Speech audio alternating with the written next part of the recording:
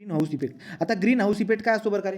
तर green house effect कोण करतं, ग्रीन हाऊस इफेक्ट काय असतं याच्याबद्दल आपण समजून घेऊया. ठीक आहे. तर बघा बरं का, ग्रीन हाऊस इफेक्ट काय असतं. तुम्हाला दिसायला भेटेल काय, की समजा हे आपलं सण आहे, हा सण तो दोन पार्टला विभागणी केली, दोन पार्टमध्ये. आपण अगोदर याचा अभ्यास करूया, नंतर याचा अभ्यास करूया. दोघांचा अभ्यास केल्यानंतर तुम्हाला ग्रीन हाऊस इफेक्ट का जो आहे तो तुम्हाला कळून जाणार आहे. मग बघा बरं का, सूर्याकडून जे काही रेडिएशन असतं ते आपल्या पृथ्वीवरती येतं, बरोबर आहे. तो पृथ्वीवरती येतं. पृथ्वीवरती आल्यानंतर काय होतं, काही ॲब्झॉर्ब होतात आणि काही जे होतात ते इमिट होतात, राईट की नाही. ॲब्झॉर्ब झालेलेच इमिट होतात, आपण शिकलेले आहोत ते, राईट. तो ॲब्झॉर्ब होतात आणि बाकीचे काय होतात, इमिट होताना दिसायला भेटत. तर इमिट होत होत जे ना ते वरती जातात, वरती जातात. वरती जर गेलेत ना, वरती वातावरणामध्ये कार्बन डायऑक्साईड, मिथेन, नायट्रोजन असे दिसायला भेटतात. आता ॲक्च्युली जी डायग्राम इकडची जी सांगतोय ना मी तुम्हाला, हे नॅचरली सांगतोय. म्हणजे नेचर जो काही ना अगोदर सुरुवातीला नेचर अशा पद्धतीने होता, नेचर अशा पद्धतीने होतं. काय करत होतं बघा आता, तो काय होत होतं, पृथ्वीकडे काही सोलर रेडिएशन येतात, ॲब्झॉर्ब होतात आणि काही नंतर ते ना इमिट होतात. मग इमिट होतात, हे इमिट होत आहेत. तर वरती जे काही carbon dioxide, methane, nitrogen oxide, right का, नायट्रोजन ऑक्साईड एवढे जे काही आहेत ना, हे काय करतात बाकीचे आहेत ना पुन्हा पृथ्वीकडे पाठवून देतात. बाकीचे पुन्हा पृथ्वीकडे पाठवतात आणि बाकीचे आहेत ना ते डायरेक्ट स्पेसमध्ये रिफ्लेक्ट करून देतात. लक्षात येते तुम्हाला. तर लक्षात घ्या की आपल्या पृथ्वीच्या वरती जे काही आहेत कार्बन डायऑक्साईड, या वातावरणामध्ये वरती कार्बन डायऑक्साईड, मिथेन आणि नायट्रोजन जे आहेत ना, ते काय काम करतात, ते काहीसं जे आहे ना काहीसं रिफ्लेक्ट करतात आणि काहीसं जे आहेत ना ते पुन्हा स्पेसमध्ये पाठवतात. स्पेसमध्ये म्हणजे कुठेही वरती, डायरेक्ट वरती. त्यामुळे इमिटेड जे आहे ना इमिशन कमी होऊन जातं. मग बाकीचे रिफ्लेक्ट होऊन खाली येतील, तर आपल्याला ते ओके, काही प्रॉब्लेम नाही. परंतु ॲक्च्युली इथं आर्टिफिशियली काय घडतं, म्हणजे माणसामुळे काय झालं, माणसामुळे काय झालं माहिती आहे का, वातावरणामध्ये कार्बन डायऑक्साईडचं प्रमाण वाढलं, वातावरणामध्ये अमोनियाचं प्रमाण, आपलं याचं मिथेनचं प्रमाण वाढलं, NH4 मिथेनचं प्रमाण वाढलं, N2O, राईट का, लाफिंग गॅस ज्याला म्हणतो आपण, नायट्रोजन ऑक्साईडला लाफिंग गॅस म्हणतो आपण. तो नायट्रोजन ऑक्साईड झाला, नंतर पुन्हा काय झाला, कार्बन डायऑक्साईड झाला. कार्बन डायऑक्साईड, नायट्रोजन, मिथेन याचं प्रमाण जे आहे ना वातावरणामध्ये या टॉप या लेअरमध्ये खूप जास्त झालं. तर खूप जास्त झाल्यामुळे काय झालं माहिती आहे का, सूर्याकडून येणारे जे रेडिएशन असतात, ते रेडिएशन काय करतात, पृथ्वीकडे जे आहे ना पृथ्वीकडून इमिट होतात. तर पृथ्वीकडून इमिट होऊन काय होतात माहिती आहे का, या कार्बन डायऑक्साईड वगैरे टक्कर खातात आणि सगळेचे सगळे खाली येऊन जातात, सगळेचे सगळे टक्कर खाऊन खाली येतात. स्पेसमध्ये काहीच जात नाही. जे इमिटेड रेडिएशन आहेत ना ते स्पेसमध्ये जातच नाही, काहीच बिलकुल पण प्रमाण जात नाही आणि सगळे आपल्या पृथ्वीकडे येऊन जातात. आणि आपली पृथ्वी अशी गरम होते, इतकी जबरदस्त गरम होते, राईट का, आणि त्याचा आपला प्रॉब्लेम दिसायला भेटतो. त्याला म्हणतो आपण ग्रीन हाऊस इफेक्ट. तो ग्रीन हाऊस इफेक्ट कशामुळे, हा इथे लिहिले बघा आता, तो human enhance the greenhouse effect. तो ह्युमनमुळे हवाला पार्ट इथं दिसायला भेटतोय. आणि नॅचरल ग्रीन हाऊस इफेक्ट कशा पण दिसायला भेटतोय हवाला, आणि ह्युमन ग्रीन हाऊस जी हवाला. तो ह्युमन ग्रीन हाऊस इफेक्ट जो आहे ना किती धोक्याचा आहे तुम्हाला दिसायला भेटतोय का, घडतंय काय, कार्बन डायऑक्साईड, मिथेन आणि N2O यांचं प्रमाण वाढल्यामुळे वातावरणामध्ये जे काही इमिटेड रेडिएशन आहेत, ते इमिटेड रेडिएशन स्पेसमध्ये जात नाही, स्पेसमध्ये न जाता तिथून रिफ्लेक्ट होऊन पुन्हा पृथ्वीवर येतात आणि खूप जास्त गरमी आपल्याला दिसायला भेटते. तर ते काय झालं बरं का, त्याला म्हणून देतो आपण त्याला म्हणून देतो आपलं ग्रीन हाऊस इफेक्ट. तो ग्रीन हाऊस इफेक्ट आपल्याला अशा पद्धतीने दिसायला भेटतो. आता ते तुम्हाला प्रश्न काय विचारतील, ते तुम्हाला प्रश्न विचारतील की बाबा ग्रीन हाऊस इफेक्ट होण्यास नॅचरली ओके, परंतु ह्युमन ग्रीन हाऊस इफेक्ट जो काही होतो, ते ग्रीन हाऊस इफेक्ट होण्यामध्ये कोणकोणते आहेत बरं का, ते तुम्हाला दिसायला भेटेल. हे बघा, हे वाले, तो contribution, the greenhouse effect and their contribution. तो contribution of greenhouse effect कोण करतं बरं काय, वॉटर व्हेपर आहे, राईट का, वॉटर व्हेपरचं सुद्धा काम आहे. तर वॉटर व्हेपर सुद्धा जे ना, जे इमिटेड रे आहे, पृथ्वीकडून इमिटेड झालेले जेवढे काही रेडिएशन आहेत, ते रेडिएशन स्पेसमध्ये जाऊ देत नाही, पुन्हा पृथ्वीवरतीच पाठवून देतं ते, त्याच्यामुळे ते विषय होतो. तो वॉटर व्हेपर झाला, कार्बन डायऑक्साईड झाला, मिथेन झाला, ओझोन झाला, राईट का, ओझोन झाला, अजून आहे ते, ठीक आहे. तो अशा पद्धतीने मला दिसायला भेटतं. त्यांचे प्रमाण पण दिलेले आहेत बघा. वॉटर वेपर जो काय आहे तो किती 36 ते 70. तो वॉटर वेपर जर का 36 ते 70 एवढ्या प्रमाणामध्ये आला तर ग्रीन हाऊस इफेक्ट दिसायला भेटेल. कार्बन डायऑक्साईड जर का समजा तुम्हाला 9 ते 26% एवढ्या रेंजमध्ये दिसायला भेटला तर तुम्हाला काय दिसायला भेटेल, ग्रीन हाऊस दिसायला भेटेल. नंतर पुढे काय, मिथेनचं प्रमाण जर का 4 ते 9% जर झालं तर ग्रीन हाऊस इफेक्ट. आणि ओझोनचं प्रमाण. तो अशा पद्धतीने कंट्रीब्युशन तुम्हाला परीक्षेमध्ये काय विचारेल की ग्रीन हाऊस इफेक्ट कोणामुळे होत असतो, ते 4 पैकी ऑप्शन शोधायचा. तुम्हाला अ व ब व क अशा पद्धतीने तो क्वेश्चन बनवून पाठवले. Water vapour, carbon dioxide, methane आणि ओझोन यांचे प्रमाण वाढल्यामुळे, पृथ्वीच्या याच्यामध्ये प्रमाण वाढल्यामुळे जे काय आहेत आपल्या पृथ्वीकडून इमिटेड रेडिएशन जे काय पुन्हा पृथ्वीकडे येत असते, त्याच्यामुळे आपल्याला ग्रीन हाऊस इफेक्ट दिसायला भेटतो. माणसाच्या या प्रक्रियेमुळे ते घडत असतं, राईट का. तो बघा आता तुम्ही जर का एक ग्राफ जर बघितला तर काय दिसायला भेटते, 1975 पासून तर 2000 पर्यंतचा का ग्राफ जर का तुम्ही बघितला तर तुम्हाला दिसायला भेटेल की यार कार्बन डायऑक्साईड जो आहे ना, त्या कार्बन डायऑक्साईडचं प्रमाण सतत वातावरणामध्ये वाढते, त्यामुळे ग्रीन हाऊस इफेक्ट जो आहे कंटिन्युअसली आपल्याला दिसायला भेटतो.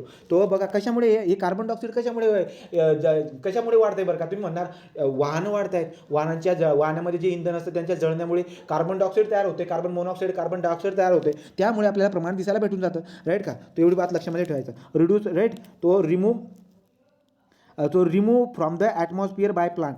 लक्षात घ्या, जे काही ॲनिमल्स आहेत त्यांच्याकडून काय होतं, ॲनिमलचं प्रमाण वाढल्यावरती राईट का, माणसं म्हणा, ॲनिमल म्हणा, त्यांचं प्रमाण पृथ्वीवरती वाढलं का कार्बन डायऑक्साईड जास्त जन्माला येईल राईट का. ते सो रिमूव्ह, तर तुम्हाला मी काय आपल्याला काय शिकवलं जातं की ग्रीन हाऊस इफेक्ट जर का रिड्यूस करायचं असेल तर काय लावा, तर ग्रीन हाऊस रिड्यूस करायचं असेल तर वनस्पती लावा. तर मग वनस्पती लावा, झाडे लावा. झाडे लावल्यामुळे काय होईल बरं का, झाडे लावल्यामुळे आपल्याला काय दिसायला भेटेल, कार्बन डायऑक्साईडचं प्रमाण जे आहे ते वातावरणामधलं कमी होईल. त्यामुळे झाडं खूप जास्त प्रमाणामध्ये लावा असं आपण बोलत असतो. ठीक आहे. आणि किंवा अजून काय करा बरं का, एक तर तुम्ही काय करा, झाडं लावा राईट का. नंतर काय करा, रिड्यूस द फॉसिल फ्यूल.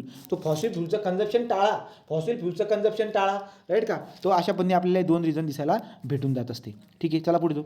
कळालं का रे ग्रीन हाऊस इफेक्ट म्हणजे काय, थोडक्यात सांगण्याचा प्रयत्न केला. ठीक आहे, पुढे जाऊ. तर पुढे जर बघायला गेलं तर काय, आता मिथेन.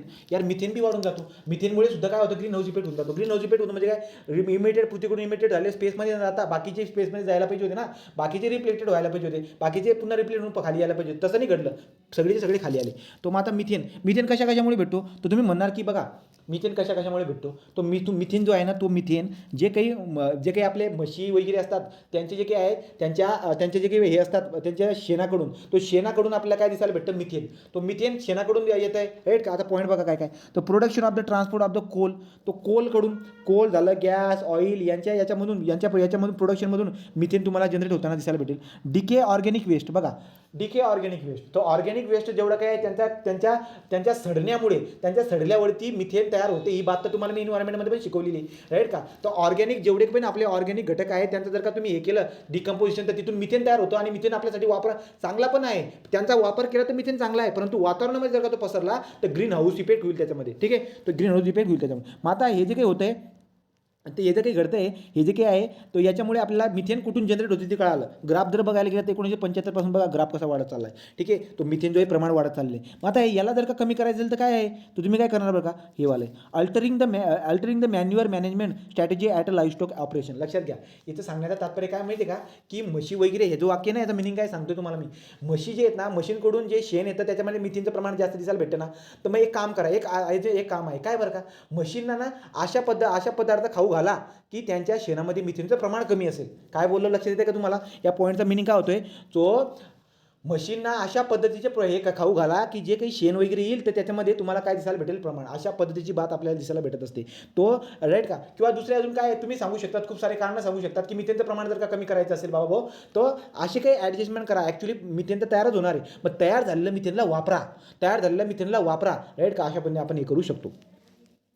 तो मिथेनची बात केली. पुन्हा जर बघायला गेलं तर काय, आता तो मिथेनबद्दल झाल्यानंतर आपण पुढे जातो आता नायट्रोजन ऑक्साईड जो आहे, नायट्रोजन ऑक्साईड N2O, त्याला लाफिंग गॅस पण म्हणतात. तर तुम्हाला जनरल नॉलेजमध्ये विचारून घेतील ते लाफिंग गॅस, विज्ञानामध्ये पण विचारून घेतील लाफिंग गॅस, केमिस्ट्रीमध्ये शिकणार आहे आपण ते राईट का. तो N2O जो काही आहे आपला लाफिंग गॅस असतो, तो कुठून तयार भेटतो बरं का, सिंथेटिक फर्टिलायझर.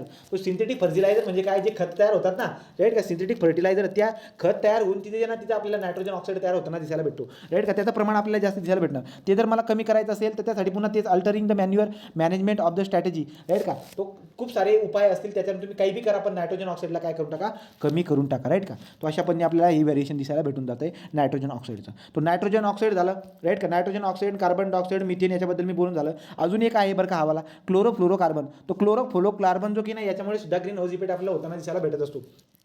ठीक आहे, इमिटेड फ्रॉम द रेफ्रिजरेटर.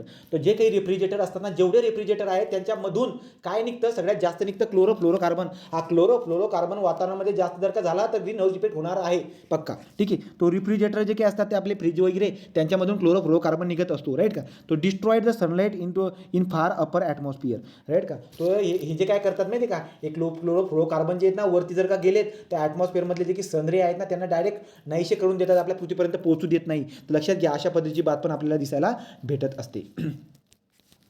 नंतर आता रोल तुम्हाला जर का विचारलं, तुम्ही तर बरंच बोलून देणार. Role of the atmosphere climate कंट्रोलमध्ये काय आहे, तुम्ही कित्येक गोष्टी बोलून देणार, रोल काय असतो राईट का. तो रोलबद्दल तुम्हाला चांगल्या पद्धतीने बोलता येईल. नंतर पुढे काय, तो रोलबद्दल तुम्हाला चांगल्या पद्धतीने बोलता येईल. बघा आपल्या ठिकाणी ओके सगळं, पण तुम्ही जर का समजा मूनवरती गेलात ना, मूनवरती बघा काय मेन्शन केलं, earth and moon both about the same distance from the sun. सूर्यापासून दोघं सेम डिस्टन्सवरती आहे, परंतु but moon with no atmosphere. मूनवरती ॲटमॉस्फिअर नाही, तिथं सगळं व्हॅक्यूम आहे, तिथं एअरचे लेयर्स नाही आहेत तिथं राईट का. So the temperature is from एवढं टेम्परेचर तिथं दिसायला भेटतं आपल्याला मूनवरती. लक्षामध्ये चला पुढं. आता पुढे जायचं आपलं. This is the all about the atmosphere. हे सगळं कशाबद्दल आहे होतं रे? ॲटमॉस्फिअर. इथपर्यंत तुम्हाला कळालं का रे ॲटमॉस्फिअरबद्दल? टाईम किती झालं रे? ठीक आहे. तर इथपर्यंत तुम्हाला कळालं आहे, टाईम झाला आहे, मी तर आता थांबून घेतो. तो